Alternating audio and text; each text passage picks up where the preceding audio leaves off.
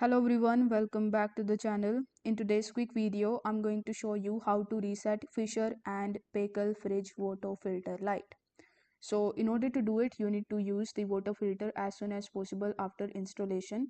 A replacement indicator on the control panel and or external display illuminates when you need to replace the filter. So you need to reset the indicator only after replacing the filter. So you need to press this type of icon and plus together for 4 seconds. So this is a bell icon and the plus icon.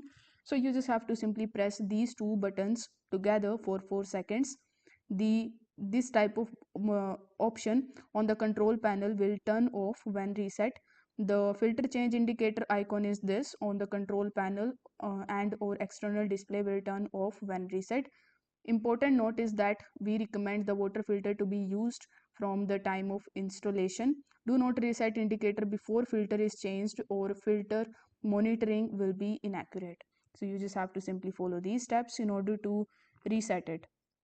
If this video helped you out, don't forget to like the video and subscribe to the channel. Thank you so much for watching.